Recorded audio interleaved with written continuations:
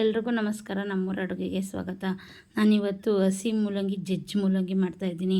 ಅದನ್ನು ಮಾಡೋಕ್ಕೆ ನಾನು ಇಲ್ಲೊಂದು ಕುಟಾಣಿ ಇಟ್ಕೊಂಡಿದ್ದೀನಿ. ಕುಟಾಣಿಗೆ ಒಂದೆರಡು ಬೆಳ್ಳುಳ್ಳಿ ಹಾಕ್ಕೊಂಡಿದ್ದೀನಿ. ನಾನು 3 ಮೂಲಂಗಿಗೆ ಮಾಡ್ತಾ ಇರೋದ್ರಿಂದ 2 ಅಥವಾ 3 ಬೆಳ್ಳುಳ್ಳಿ ಹಾಕ್ಕೊಂಡ್ರೆ ಸಾಕು.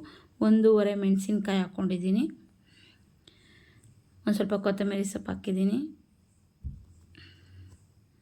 ಸ್ವಲ್ಪ ಹುಣಸೆಹಣ್ಣು ಮತ್ತು ರುಚಿಗೆ ತಕ್ಕಷ್ಟು ಉಪ್ಪು ಹಾಕ್ಕೊಂಡು ಇದನ್ನೆಲ್ಲ ಚಚ್ಕೋಬೇಕು. ಹಸಿ ಮೂಲಂಗಿ ತುಂಬ ಒಳ್ಳೆಯದು. ಈ ಮೂಲಂಗಿ ಚೆನ್ನಾಗಿರುತ್ತೆ. ಇದನ್ನ ಊಟದ ಜೊತೆ ಒಂದು ಸೈಡ್ ಡಿಶ್ ಆಗಿ ಕೂಡ ಮಾಡ್ಬೋದು. ಸೈಡ್ ಡಿಶ್ ಆಗೂ ಯೂಸ್ ಮಾಡ್ಬೋದು, ಇಲ್ಲ ಹಾಗೆ ನಮಗೇನು ಬೇಡ ಹಾಗೆ ತಿಂತೀವಿ ಅಂದರೆ ಹಾಗೇನೂ ಕೂಡ ತಿನ್ಕೋಬೋದು. ಏನು ತೊಂದರೆ ಏನಿಲ್ಲ, ತುಂಬ ಚೆನ್ನಾಗಿರುತ್ತೆ. ಖಾರ ಬೇಡ ಅನ್ನೋರು ಮೆಣಸಿನ್ಕಾಯಿನ ಸ್ಕಿಪ್ ಮಾಡ್ಕೊಳ್ಳಿ. ಇಲ್ಲ ನಮ್ಗೆ ಹಸಿಮೆಣ್ಸಿನ್ಕಾಯಿ ಬೇಡ, ನಾವು ಹಸಿಮೆಣ್ಸಿನ್ಕಾಯಿ ತಿನ್ನಲ್ಲ ಅನ್ನೋರು ಒಣಮೆಣ್ಸಿನ್ಕಾಯಿ ಪುಡಿ ಕೂಡ ಯೂಸ್ ಮಾಡ್ಕೊಬೋದು. Same method. ಇದಕ್ಕೆ ಸ್ವಲ್ಪ ಹಸಿ ತೆಂಗಿನಕಾಯಿ ತುರಿನೂ ಹಾಕ್ಕೊಂಡು ಮಾಡ್ಕೊಬೋದು. ನಾನಿಲ್ಲಿ ತೆಂಗಿನಕಾಯಿ ಯೂಸ್ ಮಾಡ್ತಾಯಿಲ್ಲ. ಇಷ್ಟ ಇರೋರು ತೆಂಗಿನಕಾಯಿನ ಯೂಸ್ ಮಾಡ್ಕೊಬೋದು. ಇದನ್ನ ನಾನು ಇದೆಲ್ಲ ಹಾಕ್ಕೊಂಡು ಸ್ವಲ್ಪ ತರಿಯಾಗಿ ಇದನ್ನ ಪೇಸ್ಟ್ ಮಾಡ್ಕೊತಾ ಇದ್ದೀನಿ. ಪೇಸ್ಟ್ ಮಾಡಿಕೊಂಡು ಇದನ್ನು ಒಂದು ಪ್ಲೇಟ್ಗೆ ಎತ್ತಿಟ್ಕೊತಾ ಇದ್ದೀನಿ. ಇದು ಒಂದು 3 ಮೂಲಂಗಿಗಾದ್ರಿಂದ ಸ್ವಲ್ಪ ಇದಕ್ಕೆ ಹಸಿ ಕಲ್ಲು ಅಥವಾ ಒಳಕಲ್ಲಿದ್ದರೆ ಜಜ್ಜಕ್ಕೆ ತುಂಬ ಚೆನ್ನಾಗಿರುತ್ತೆ. ಈಗಿನ ಮನೆಗಳಲ್ಲೆಲ್ಲ ಇರೋಲ್ಲ. ನಮ್ಮ ಮನೆಯಲ್ಲೂ ಹಸಿ ಕಲ್ಲು ಒಳಕಲ್ಲು ಏನೂ ಇಲ್ಲ. ಅದರಿಂದ ನಾನು ಈ ಕುಟಾಣಿಲೇ ಟ್ರೈ ಮಾಡ್ತಾಯಿದ್ದೀನಿ.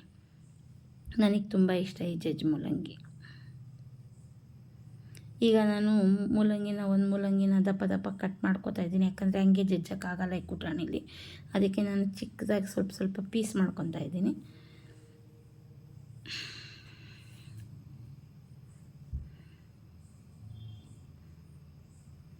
ಈಗ ಇದನ್ನು ಸ್ವಲ್ಪ ಎರಡೆರಡು 3 ಎಷ್ಟಾಗುತ್ತೋ ಅಷ್ಟು ಹಾಕ್ಕೊಂಡು ಜಜ್ಕೊಳ್ಳೋಣ ದಪ್ಪ. ಇದನ್ನೇನು ತುಂಬ ನೈಸ್ ಮಾಡಬೇಕಾದಿಲ್ಲ. ಮೂಲಂಗಿ ಕೂಡ ಮೂಲಂಗಿನೂ ಸ್ವಲ್ಪ ಬಾಯಿಗೆ ಸಿಗೋ ಥರ ಪೀಸ್ ಥರ ಇರಬೇಕು. ಆದರೆ ಅದು ಸ್ವಲ್ಪ ಜಜ್ಗಳ ಥರ ಇರಬೇಕು. ತುಂಬ ನೈಸ್ ಮಾಡಿದ್ರೆ ಚೆನ್ನಾಗಿರಲ್ಲ. ಇದನ್ನೇನಿದ್ರು ಹಿಂಗೆ ಜಜ್ಕೋಬೇಕು. ಮಿಕ್ಸಿಗೆಲ್ಲ ಹಾಕಿದ್ರೆ ಚೆನ್ನಾಗಿರಲ್ಲ. ನಾನೀಗ ಇದೇ ಥರ ಮೂಲಂಗಿನ ನೋಡಿ ಇಷ್ಟು ಜಜ್ಕೊಂಡ್ರೆ ಸಾಕು. ಇಲ್ಲ ಇನ್ನೊಂಚೂರು ಸಣ್ಣದಾಗಿ ಜಜ್ಕೊಂಡ್ರೂ ಆಗುತ್ತೆ. ಇದು ಬಾಯಿಗೆ ಚೆನ್ನಾಗಿ ಸಿಗುತ್ತೆ ಅಂದ್ಬಿಟ್ಟು ನಾನು ಇಷ್ಟೇ ಜಜ್ಕೊಂಡಿದ್ದೀನಿ.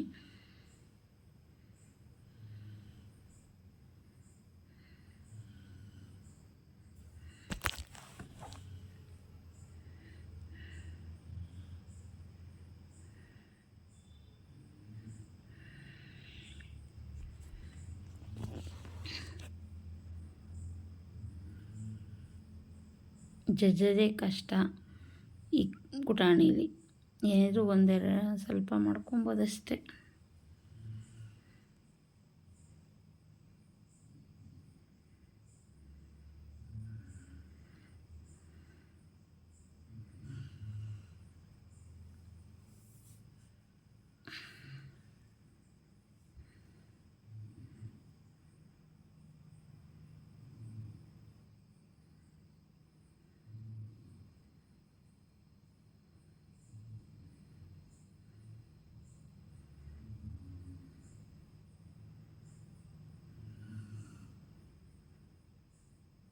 ನೋಡಿ ಅದೇ ರೀತಿ ಇನ್ನಿರೋ 2 ಮೂಲಂಗಿನೂ ನಾನು ಜಜ್ಕೊಂಡು ಬರ್ತೀನಿ. ಈಗ ನೋಡಿ ಎಲ್ಲ ಜಜ್ಜಾಗಿದೆ.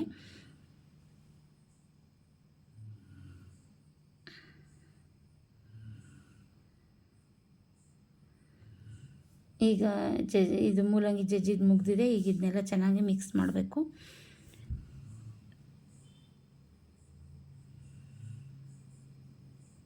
ಸ್ಪೂನಲ್ಲಿ ಆಗಲ್ಲ ಮಿಕ್ಸ್ ಮಾಡೋಕ್ಕೆ. ಅದೆಲ್ಲ ಅದು ಸ್ವಲ್ಪ ಖಾರ ಇರೋದ್ರಿಂದ ಅದೆಲ್ಲ ಆ ಕಡೆ ಮಿಕ್ಸ್ ಆಗಲ್ಲ. ಕೈಯಲ್ಲೇ ಮಿಕ್ಸ್ ಮಾಡ್ಕೊಬೇಕು.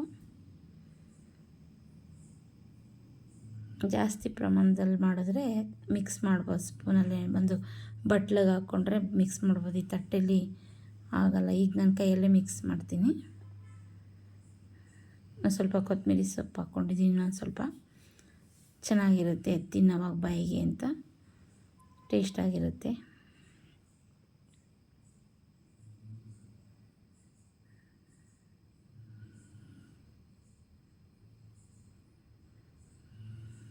ಎಲ್ಲ ಮಿಕ್ಸ್ ಮಾಡ್ತಾಯಿದ್ದೀನಿ. ಈಗ ನಾನು ಮಾಡಿರೋ ಮೂಲಂಗಿ ರೆಸಿಪಿ ನಿಮ್ಗೆ ಇಷ್ಟ ಆದರೆ, ಜಜ್ಜ್ ಮೂಲಂಗಿ ನಿಮ್ಗೆ ಇಷ್ಟ ಆದರೆ ನನ್ನ ಚಾನಲ್ನ ಲೈಕ್ ಮಾಡಿ, ಶೇರ್ ಮಾಡಿ, ಸಬ್ಸ್ಕ್ರೈಬ್ ಮಾಡಿ, ಹಾಗೆ ಕಮೆಂಟ್ ಮಾಡಿ.